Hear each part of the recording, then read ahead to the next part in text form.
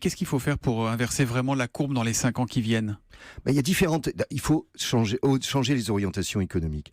Hein, et ça, c'est pas simplement au niveau national, c'est aussi au niveau européen. C'est une demande de la quasi-totalité des syndicats au niveau européen. Il y a une campagne qui est engagée, on n'en parle pas beaucoup en France, qui est la campagne présidentielle, mais dans tous les pays, pour l'augmentation des salaires, par exemple. C'est un des éléments. Il faut conditionner les aides publiques. Il faut avoir une véritable stratégie industrielle. Il faut faire des investissements. Voilà, il faut pas être omnubilé par 3%, 2%, 0,8, etc. Il y a plein de choses à faire, mais ça suppose que l'on sorte de ce qu'on appelle le néolibéralisme économique, dont on voit les dégâts dans tous les pays européens, y compris sur le plan démocratique. Le candidat qui se présente comme le plus libéral, c'est celui qui est en tête des sondages, c'est Emmanuel Macron. S'il est élu, ça vous laisse un peu d'espoir ou vous êtes déjà très inquiet pour la suite? Il aura une lourde responsabilité, hein, parce qu'il va falloir qu'il rassemble d'une certaine manière. Donc il faut éviter d'être clivant quand on est dans ce type de situation. C'est un reproche que vous lui faites là, d'être clivant?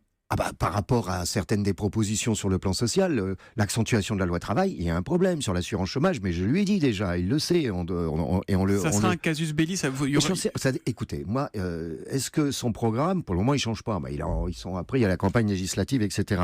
Est-ce que le programme, il est prêt à l'amender? Est-ce qu'il est prêt à discuter ou pas? Est-ce qu'il est prêt à donner une considération à ce qu'on appelle la démocratie sociale? Le syndicat n'est pas fait pour gérer à la place de l'État, mais est-ce qu'il est prêt à écouter ou est-ce qu'il va passer en force aux ordonnances? Voilà, c'est des questions qui se poseront. Je lui conseille la prudence. Sinon? Sinon, on verra. Écoutez, moi, je ne parle pas de troisième tour social, ça veut rien dire, ça c'est de la politique, mais on saura prendre nos responsabilités si c'est nécessaire. Par la négociation, c'est beaucoup mieux, mais si c'est nécessaire d'agir, on agira.